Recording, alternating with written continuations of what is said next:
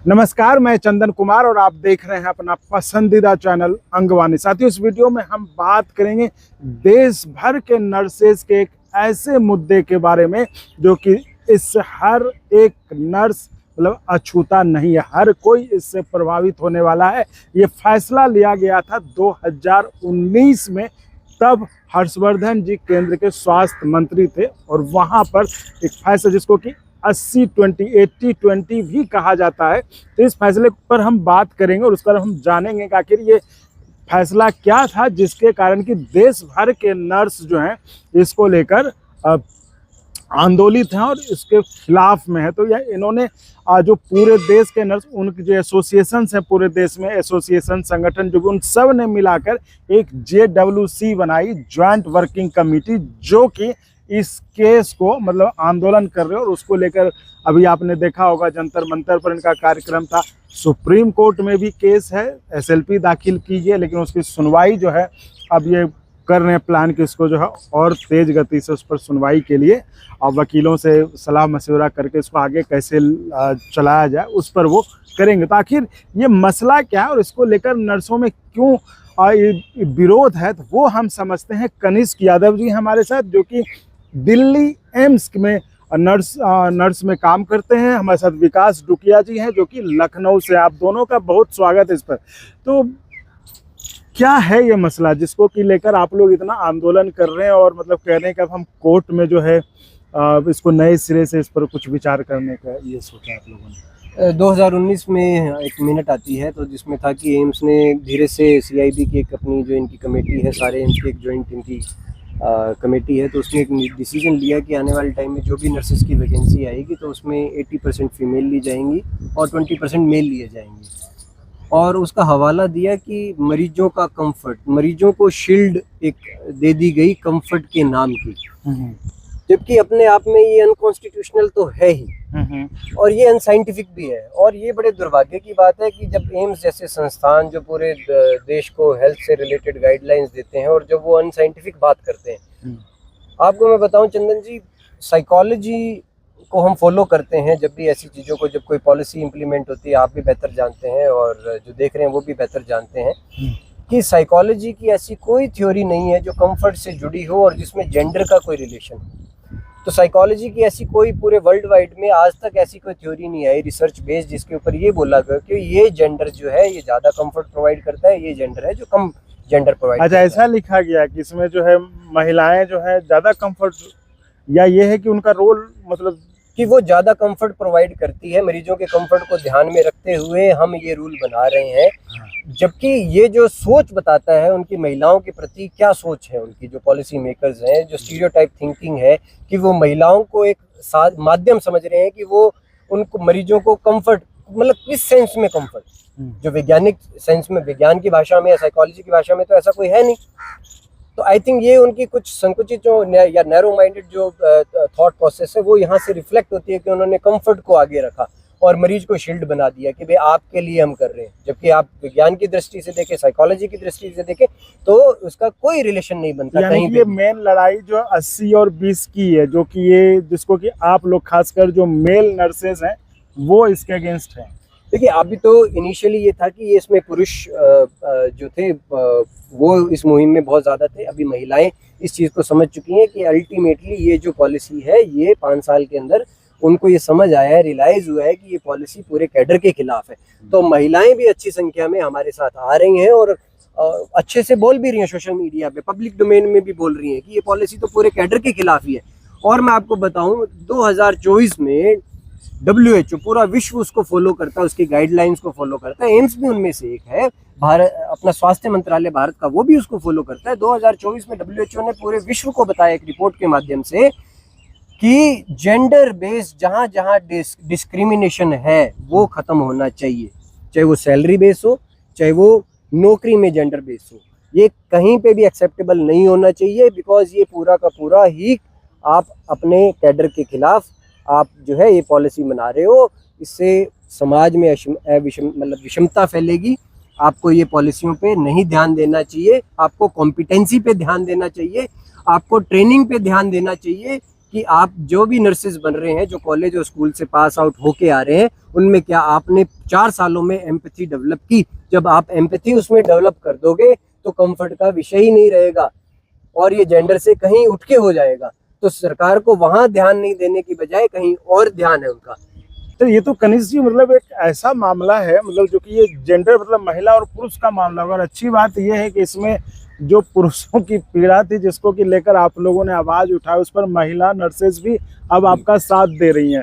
तो चलिए, अब जब ये दोनों तरफ से साथ दे रही हैं और मामला आगे बढ़ चुका है, अभी आपने जंतर मंतर पर भी आंदोलन किया, वहाँ पर से भी आपने सरकार को बताने का काम किया। अब ये देखने वाली बात होगी सरकार कब सुनती है। हम विकास जी से जानते हैं कि आखिर ये जो JWC जो आप लोगों ने बनाया है, तो ये मतलब कितने नर्सेस हैं इसमें, कितने संगठन हैं, इसको मतलब ये कैसे काम कर रहा है, कैसे इसको आगे ले जा रहा है? Sir, joint working committee actual में पूरे देश भर से, सारे स्टेट से, सारे डिस्ट्रिक्ट से नर्सेज का रिप्रेजेंटेशन है, जिसमें रजिस्टर्ड यूनियन पूरे देश में जितने भी रजिस्टर्ड नर्सेज यूनियन वगैरह एसोसिएशन, हाँ, मेजर जितनी भी नर्सेज एसोसिएशन इसमें साथ है, क्योंकि ये सारे नेशन वाइड नर्सेज को इफेक्ट करता है। तो इस बार इसमें हम सभी यूनियन एसोसिएशन यूनाइटेड होकर के इस इशू पर लड़ रहे हैं। हमारे बीच में एक ज्वाइंट रिप्रेजेंटेशन का नाम है जिसका नाम है ज्वाइंट वर्किंग कमेटी। न केवल इसमें सिर्फ यूनियन एसोसिएशन है, बल्कि सारे teachers, nursing tutors, nursing students, in service nursing officers, और हम सब मिल करके एक इसके खिलाफ आवाज उठाए हुए हैं, क्योंकि ये इशू लंबे समय से पेंडिंग है और सरकार और कोर्ट दोनों का भी इस तरफ उतना ध्यान नहीं जा रहा है। तो इस बार हमने एक योजना बनाई है कि इस मुहिम में 80-20 के खिलाफ हम आर या पार की लड़ाई लड़ेंगे, जिसमें कि हम पैरेलली आंदोलन भी हमारा तेज करेंगे, हम आक्रोश के साथ में आगे बढ़ेंगे। जैसा कि आपने कहा, हमने 22 जून को जंतर मंतर पर प्रदर्शन किया, लेकिन सरकार ने उसको इतना सीरियसली नहीं लिया है। तो अब हम उसको और एग्रेसिवली हम हमारे आंदोलन को आगे बढ़ाएंगे, जिससे कि थोड़ा हम सरकार हमारे मुद्दे को सुन सके। पैरेलली हम लीगल एक्टिविटीज पर भी लगातार हमारे एडवोकेट्स के संपर्क में है, लीगल एक्सपर्ट्स के साथ में संपर्क में है। जैसा कि हमारी सुप्रीम कोर्ट में SLP चल रही है, हम legally as well as politically हम हर तरीके से सभी नर्सिंग यूनियन एसोसिएशन JWC के माध्यम से इसके खिलाफ है और हम इसके खिलाफ लड़ाई तेज कर रहे हैं। नहीं, एक चीज बताए, तो आखिर सरकार की तरफ से भी तो चूंकि इतना लंबा वक्त हो गया, आप कह रहे हैं 2019 का ये मसला और तब से आप लोग आंदोलन कर रहे हैं, तो सरकार की तरफ से भी तो कुछ कहा जाता होगा ना कि हम ये एक्सेप्टेबल उनको क्यों नहीं है, या इस पे कुछ, तो क्या उनका क्या कहना है? एक्चुअली जिस समय ये नियम लागू हुआ था, उस समय अगर मैं सच कहें तो कुछ मनमोजी किस्म के लोगों ने एक ऐसा कानून बना दिया जिसके पीछे कोई आधार नहीं था। ना ये किसी पार्लियामेंट्री बॉडी में पार्ट हुआ, ना ये किसी मतलब जो सेंट्रल इंस्टीट्यूशन बॉडी में पार्ट हो, उसके पास में ऐसे कोई राइट्स हैं कि वो इस तरह के रिजर्वेशन नियम लागू कर सके। ना ऐसा कहीं एम्स एक्ट के अंदर कहीं प्रावधान है कि आप सिर्फ पर्टिकुलर एक कैडर के लिए इस तरह के रिजर्वेशन नियम ला सकते हैं। और अगर ये नियम इतना ही अच्छा है, अगर वो ऐसा कहते हैं, जहां तक हमें मानने के आया है कि कंफर्ट के नाम पर हम ऐसा रिजर्वेशन देंगे, वुमेन एम्पावरमेंट का काम कर रहे हैं। हमारा सवाल सरकार से हमेशा ये होता है कि अगर 80% रिजर्वेशन देकर के एक कैटेगरी को टोटली डिस्क्रिमिनेट करके अगर आप एक वर्ग को एम्पावर करने की सोच रहे हैं, फिर तो सभी वर्गों में होना चाहिए। आप तो फिर पॉलिटिक्स में भी पॉलिटिक्स में भी विमेन एम्पावरमेंट करना चाहिए, वहां पे भी 80% रिजर्वेशन करना चाहिए, अदर कैडर्स में भी करना चाहिए। एम्स जैसे इंस्टीट्यूट में कॉम्पिटेंसी की बात होनी, कॉम्पिटेंस की बात होनी, और उसमें आप चाहे एम्स की बात नहीं, तो पूरे देश की बात हो रही है। हाँ। और एम चूंकि इसमें सबसे पहले इम्प्लीमेंट हुआ, देन ये SI में हो गया। देखो, स्वास्थ्य एक ऐसा विषय है जहाँ पे आप अपनी जो सुरक्षा है वो अपने बेस्ट हेल्थ केयर वर्कर के हाथों में देना चाहते हैं। कोई नहीं चाहते कि मेरे पास डॉक्टर जो है वो इनकॉम्पिटेंट आए, कोई भी नहीं चाहता नर्सेज मेरी इनकॉम्पिटेंट हो, वो चाहता है कि मेरे पास जो भी हो वो बेस्ट हो। तो आप फिर कॉम्पिटेंसी पे लेके चलो इस विषय को। हम कहते हैं कि आप उसमें चाहे 90% महिलाएं आए, कोई दिक्कत नहीं, हमें 95% आए, 99 आए, लेकिन ये चीज बोलना कि हम 20 को ही लेंगे या 80 को लेंगे, ये कहने कहीं कैडर को इनकी तोड़ने की ये जो मंशा है जो बताती है, और महिलाओं के प्रति इनकी सोच बताती है कि जहां उन्होंने बोल दिया कि महिलाएं ज्यादा कंफर्ट प्रोवाइड करती है, अदरवाइज विज्ञान तो ये कहीं नहीं बोलता। और विज्ञान का सर्वोच्च संस्थान जब ये अनसाइंटिफिक बात बोलता है तो अपने आप ही उसके जो माइंडसेट से कहीं ना कहीं उसका क्वेश्चन मार्क चला जाता है। जो एथिक्स की बात करते हैं उसके ऊपर क्वेश्चन मार्क चला जाता है कि आप जो बता रहे हो वो अंदर से वैसा कुछ नजर नहीं आ रहा।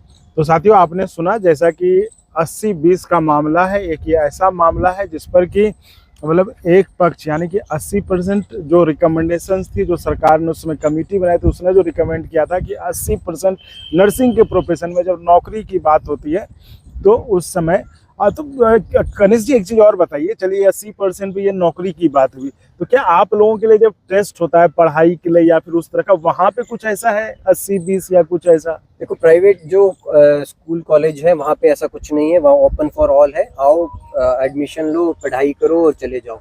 कुछ पुराने समय से जो सरकारी संस्थान है वहाँ पे कुछ कुछ है जहाँ पे कहीं 100% भी है, कहाँ पे 80 भी है, 20 भी है।